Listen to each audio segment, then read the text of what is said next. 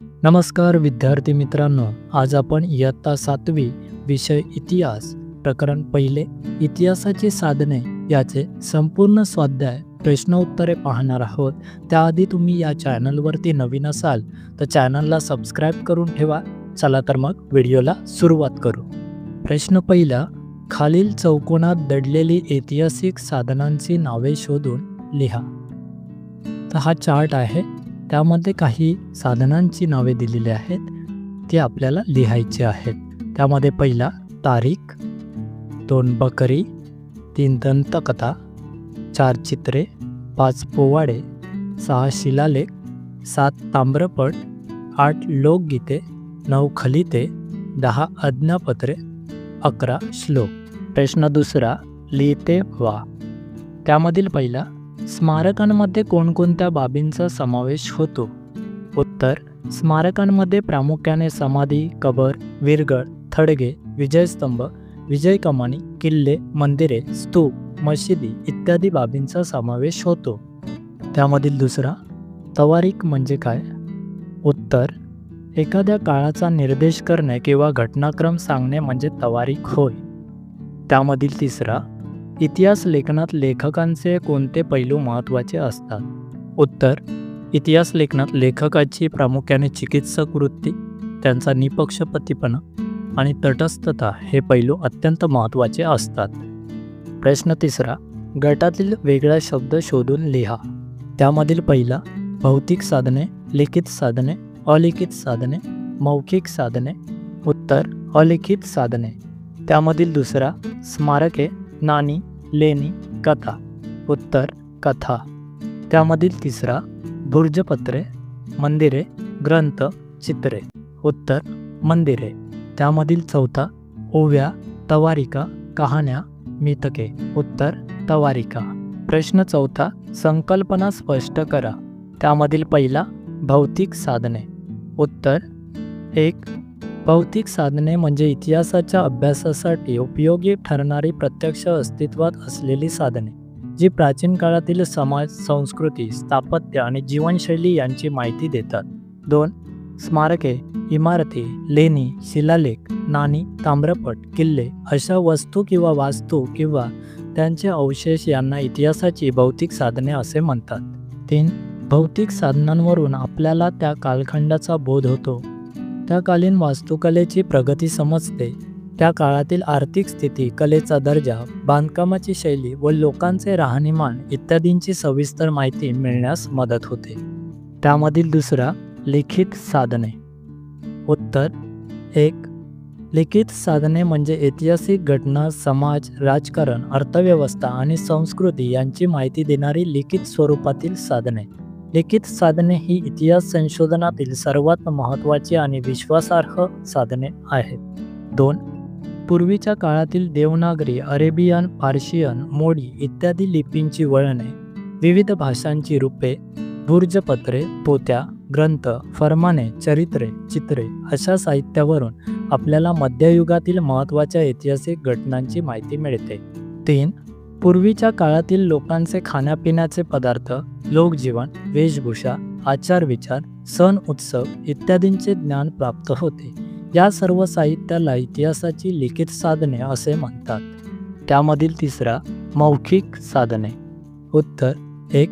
मौखिक साधने म्हणजे ऐतिहासिक माहितीची तोंडी पद्धतीने जतन आणि प्रसार करणारी साधने.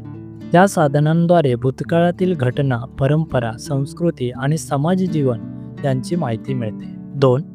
लोकपरंपरेत पिढ्यानपिढ्या संक्रमित होत राहिलेल्या ओव्या, लोककथा, कीर्तन आणि प्रवचने, लोकगीते, पोवाडे, कहाण्या, अभंग, म्हणी, श्लोक, आख्यायिका, दंतकथा, मितके इत्यादींचा यात समावेश होतो. 3. अशा प्रकारच्या साधनांना इतिहासाची मौखिक साधने असे म्हणतात. मौखिक साधनांतून आपल्याला त्या काळातील लोकजीवनाची माहिती मिळते. प्रश्न 5वा, ऐतिहासिक साधनांचे मूल्यमापन करणे आवश्यक असते का? तुमचे मत सांगा. उत्तर, 1. होय, ऐतिहासिक साधनांचे मूल्यमापन करणे अत्यंत आवश्यक आहे.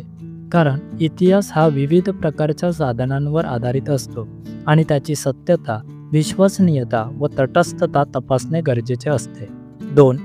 ऐतिहासिक घटनांचा अभ्यास करत असताना त्या विशिष्ट घटनेशी संबंधित महत्त्वाच्या बाबी विचारात घ्याव्या लागतात. त्यासाठी उपलब्ध ऐतिहासिक साधनांची गरज असते. ही साधने अस्सल व त्यात सत्यता असणे गरजेचे असते. लेखकाचा निपक्षपातीपणा, सत्यता, खोटेपणा, राजकीय दबाव इत्यादी बाबींचा देखील अभ्यास करावा लागतो. 3. जुना किंवा लिखित पुरावा आहे म्हणून त्याच्यावर विश्वास ठेवता येणार नाही. त्या काळातील इतर समकालीन साधनांशी ती माहिती सत्यता दर्शवणारी असावी. 4. कोणतीही ऐतिहासिक साधने तपासून घेणे गरजेचे असते व उपलब्ध झालेल्या साधनांची किंवा वस्तूंची चिकित्सकपणे पाहणी करावी लागते. याआधी विश्वासार्ह ठरलेल्या वस्तू व साधनांशी त्या पडताळून घ्याव्या लागतील. असे न करता आपण कृती केली तर आपण काढलेले निष्कर्ष चुकीचे ठरू शकते. 5. इतिहास हा समाजाच्या ओळखीचा एक महत्त्वाचा भाग आहे. त्यामुळे ऐतिहासिक साधनांचे मूल्यमापन करणे आवश्यक आहे, जेणेकरून सत्यता आणि वस्तुनिष्ठता अबाधित राहील. कोणतेही ऐतिहासिक साधन स्वीकारण्यापूर्वी त्याचे योग्य विश्लेषण, तुलना आणि सत्यता तपासणे महत्त्वाचे आहे. म्हणून ऐतिहासिक साधनांचे मूल्यमापन करणे आवश्यक असते असे मला वाटते. प्रश्न 6. तुमचे मत लिहा. त्यामधील पहिला, शिलालेख हा इतिहास लेखनाचा विश्वसनीय पुरावा मानला जातो. उत्तर 1. होय, शिलालेख हा इतिहास लेखनाचा सर्वात विश्वासार्ह पुरावा मानला जातो, कारण तो त्या कालखंडातील मूळ स्रोत आहे. शिलालेख म्हणजे दगड, धातू किंवा इतर कठीण पृष्ठभागावर कोरलेले लेखन, जे विशिष्ट कालखंडातील घटना, राजकीय निर्णय, सामाजिक स्थिती आणि धार्मिक माहिती पुरवते. 2. दगडावर किंवा भिंतीवर कोरलेल्या लेखांना शिलालेख असे म्हणतात. शिलालेख हे कोरलेले असल्यामुळे त्यामध्ये कोरलेल्या मजकुरात कोणताही बदल करता येत नाही. शिलालेखातून त्याकालीन भाषा, लिपी, समाजजीवन, लोकजीवन यांसारख्या बाबी समजायला मदत होते. त्याकालीन घटना व तारखांच्या उल्लेखांमुळे शिलालेख हा इतिहास लेखनाचा विश्वसनीय पुरावा मानला जातो. त्यामधील दुसरा, मौखिक साधनांच्या आधारे लोकजीवनाचे विविध पैलू समजतात. उत्तर 1.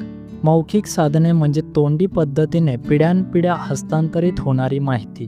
ही साधने इतिहास, समाजजीवन, परंपरा आणि संस्कृती समजण्यासाठी महत्त्वाची भूमिका बजावतात. 2. ओव्या, लोककथा, लोकगीते, पोवाडे, कहाण्या, दंतकथा, प्रवचने, यात्रा वर्णने आणि पारंपरिक नृत्य, नाट्य यांचे प्रतिबिंब पडलेले असते. यासारख्या मौखिक साधनांमधून समाजाच्या जीवनशैलीचे विविध पैलू स्पष्ट होतात. 3. मौखिक साहित्य हे संक्रमित रूपात एका पिढीकडून दुसऱ्या पिढीकडे सुपूर्द होत असते. या साहित्याच्या अभ्यासामुळे पूर्वकालीन लोकजीवनाचे विविध पैलू समजतात.